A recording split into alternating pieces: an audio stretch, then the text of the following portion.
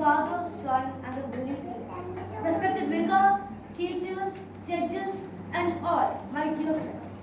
Today, as I stand before you to talk on a powerful and profound biblical verse from the Sermon on the Mount, St. Matthew chapter 5, verse 9. The blessed are the peacemakers, for they will be called the children of God. This statement may seem a bit simple, but it carries a deep meaning, and it holds within it a blueprint for Christian living. It shows us that we are meant to live in this world, to heal divisions, and to spread the sweet fragrance of God's love into this broken world. Nowadays, as we live in a world which is full of anxiety, fears of war are everywhere, and nations rise against other nations. We tremble with anxiety, and houses are fractured by conflicts. But it is into this very world that Jesus calls us to be peacemakers. But then another question arises. Who is a peacemaker?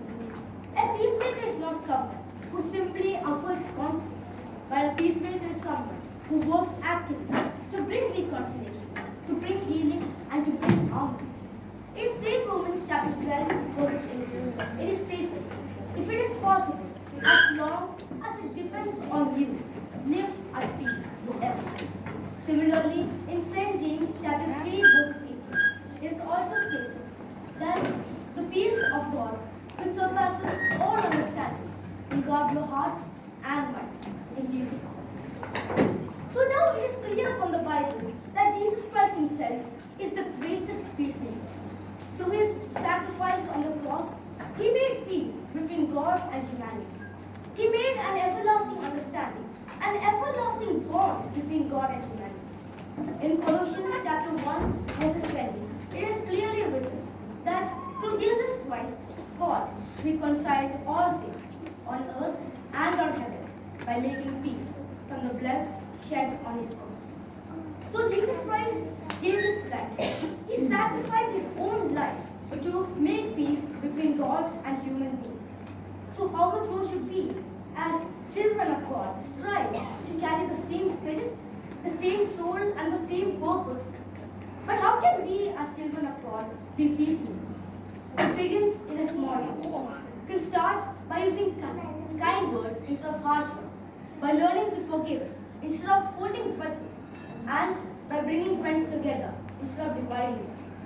Another important aspect of peacemaking that most of us ignore is that we need peace inside ourselves.